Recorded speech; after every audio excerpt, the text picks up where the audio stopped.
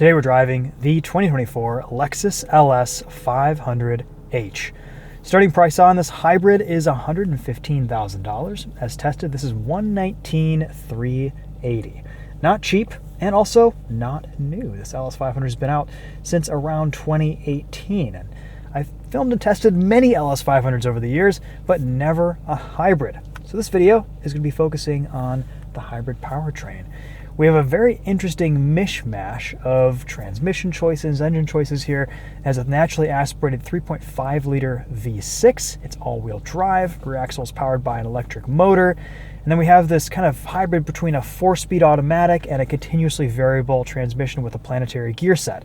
So some of the shifts are real shifts, some of them are fake and augmented to kind of mimic a 10-speed automatic. It's an interesting powertrain that results in a pretty smooth driving experience. Ultimately, I think I'd prefer a standard torque converter automatic. It makes 354 horsepower. It's reasonably fuel efficient, rated for 25 miles per gallon combined, 22 in the city, 29 on the highway. This week, in 35, 40 degree temperatures, I've struggled to average low 20s. So may not be the most efficient hybrid also, and it is a little bit more expensive. That said, let's walk you around it today. We'll talk about what it's been like to live with, and then we'll take it for a drive and give you guys some driving impressions. This LS 500H is painted in Silver Illusion, which is a $3,100 option. And I've got to say, in person, I never really thought silver could be a stunning color, but this really is. The way it picks up some of the lighting, the way it just kind of portrays the shadows and body lines of this LS 500, I think it's kind of a cool color. Maybe it isn't really shining or really showcased very well in the weather that we have today, but the rest of the time, it looks pretty special.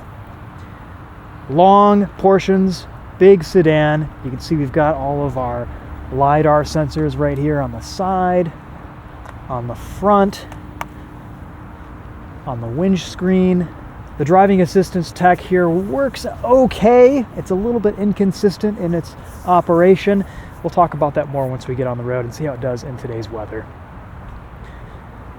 In the trunk, you've got the perfect amount of space for a couple sets of golf clubs, and not much else, because it ends right there.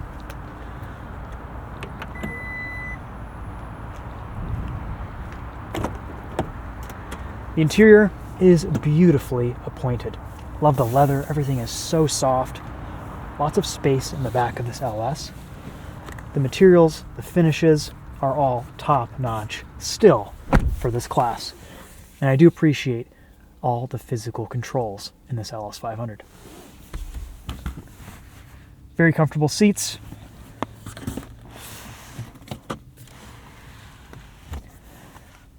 Nice armrest right here. Some controls for massaging seats right here. Your rear climate, audio, etc. All within the screen. Water bottle holders, cup holders. Yeah, all very nice. Nice bright LEDs, and you gotta love this white semi-aniline leather. Mark Levinson reference audio system.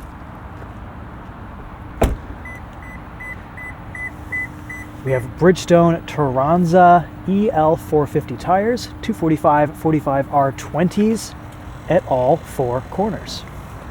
Let's pop the hood, take a look at this 3.5 liter naturally aspirated V6.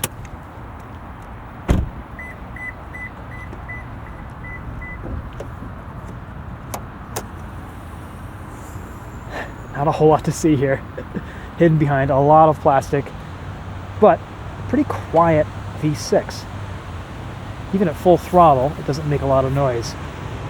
You can enhance that, of course, with some piped-in sound in different drive modes like sport mode, but overall a very serene, silent, and comfortable experience.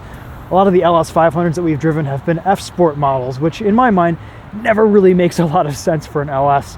In my opinion, an LS should be comfortable, sedate, quiet, and luxurious first, not really a sporty driving experience. That's what the GS always came in, but of course we don't have that anymore.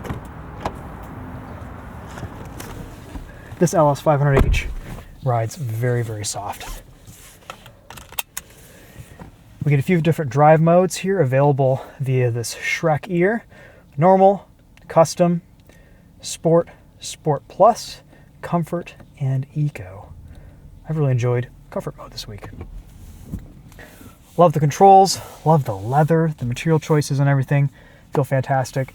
We do ride on air suspension, and we can raise that into a high mode if we need a little more ground clearance. We have the new Toyota Lexus infotainment system here, which works just about like it does in any other Toyota and Lexus product. We get wireless Apple CarPlay and Android Auto, all that good stuff. A few quick access buttons down here, like our 360 camera, reverse camera, parking button, seat controls, which control massage and adjustments. Here are your cup holders, heated, ventilated seats, heated steering wheel, lots of window shades in this LS. Look at that, full coverage for those rear passengers. Love to see it. Place to put your sunglasses. I love this soft felt suede material on the headliner. Just beautiful. We also get a digital rear view mirror, though the visibility isn't the best today in the rain. All right, let's go for a drive and see how this LS500H is on the road.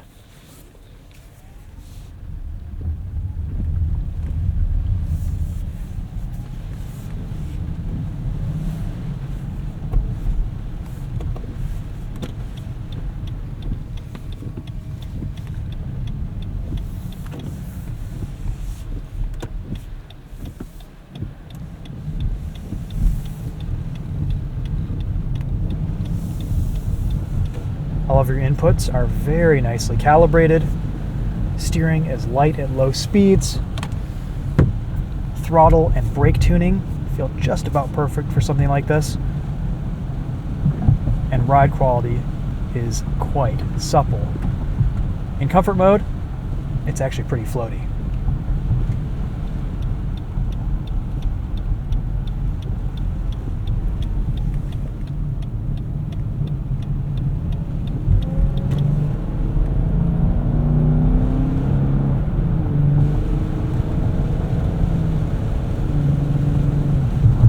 V6 sounds kind of good too.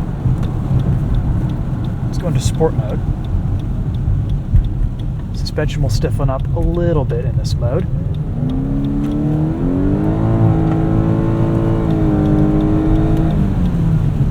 But even at full throttle, it's still not that loud.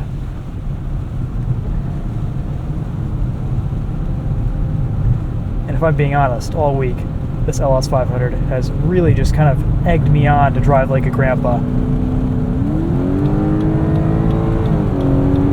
It does not encourage spirited driving.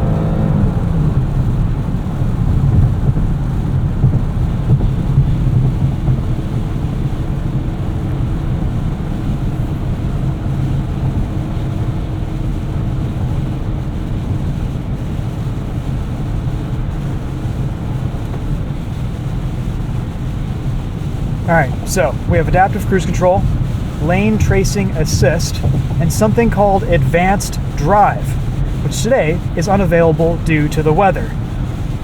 Now, I've only gotten this advanced drive system to work once in my week with this LS. The first time I went out, it was a perfectly clear day. I was traveling on this highway, M14 West, and it just kept coming up with excuses for why it couldn't operate or function or work. Too high speed, blockage with the camera, other things. And then on the way home, it worked perfectly the whole way. You do have to keep your hand on the wheel, and the automatic lane change system is a little bit crude in that it takes way too long. You have to keep your hand on the wheel, and honestly, it's more stressful and more involved of an experience than just changing the lane yourself. There's beeping going on, there's noises, there's a bunch of messages showing up in the gauge cluster.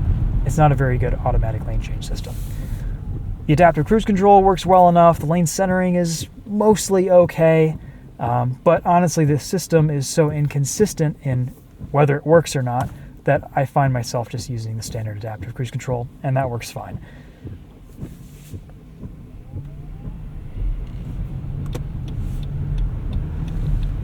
I'm sure the LiDAR system and the hardware here is very impressive, but the software just doesn't feel like it's executed well enough to really be considered finished. Otherwise, this car drives great. It's super comfortable. The tech isn't overwhelming. It's easy to use, easy to live with. I mean, it's expensive, but you can get into a base LS for considerably less than you can the new 7 Series, the new S-Class, for around $80,000. Might be a pretty good bargain. Ultimately, my favorite car in this class is still, surprisingly, the Genesis G90. It's just so well executed, so well balanced. It really does the old school luxury thing the best. Whereas I think Mercedes and BMW have gone a little bit too heavy with tech. That just kind of gets it right. It's an easy car to live with. It's not stressful. The fact that this LS500 has been out for so long, since 2018, means you could probably find a pretty good bargain on one used. And if I were to get a full-size luxury sedan on the used market, this would be my number one pick.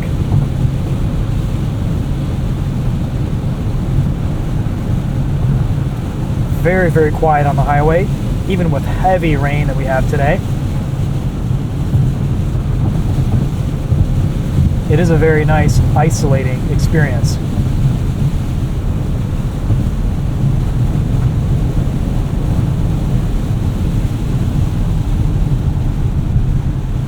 Is this hybrid worth the extra money? Probably not. It's a smooth driving experience, but it doesn't really show you any gains with fuel economy or range over the standard LS500. It's just kind of a little bit more complicated. I think it has smoother drivability than the new BMW 7 Series hybrid, or at least plug-in hybrid that we drove a few months ago. That was kind of rough around town. It had some challenging starts, some throttle response issues.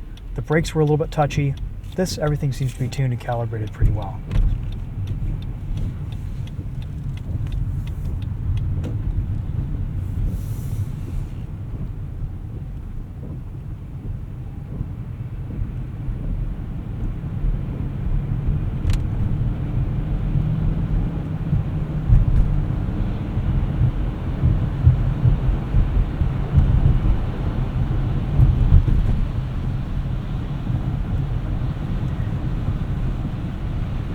I think the important factor here is that this is one of the few full-size luxury sedans that I've gotten into recently where I've just been able to feel relaxed and not stressed or overwhelmed by screens and tech. If you consider that, and that this is just, it's a Lexus, it's going to be reliable, in many ways that makes it a better buy than its German counterparts.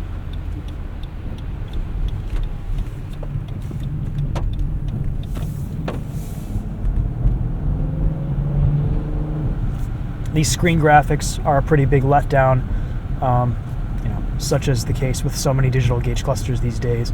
I miss when we had analog gauges that looked high quality, that looked special, that looked expensive. This just, there's nothing special about it at all compared to any digital gauge cluster that we get in any car at any price these days. I feel like a luxury manufacturer should differentiate itself with a high quality analog gauge, and everyone's just doing digital gauges. There's a reason why luxury watches aren't digital. I guess Lexus does this so that people can't call it outdated, even though it isn't as nice as what it's had in the past.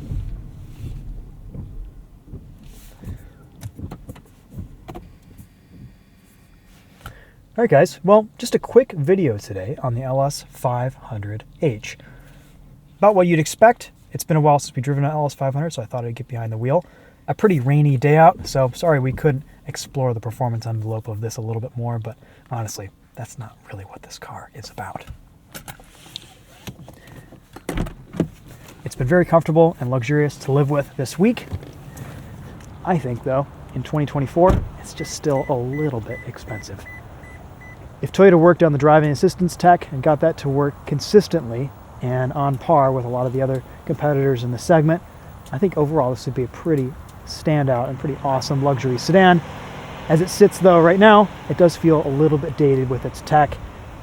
Though in some ways, I appreciate that, and I like the fact that this still retains a lot of physical controls and an older style Lexus interior that still feels incredibly high quality, especially compared to a lot of the other Lexuses in the vehicle lineup. This interior is just outstanding.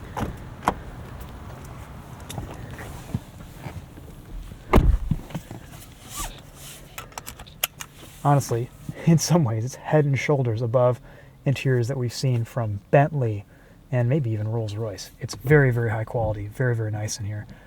Along with the LC500, this feels like one of the best built cars we've tested.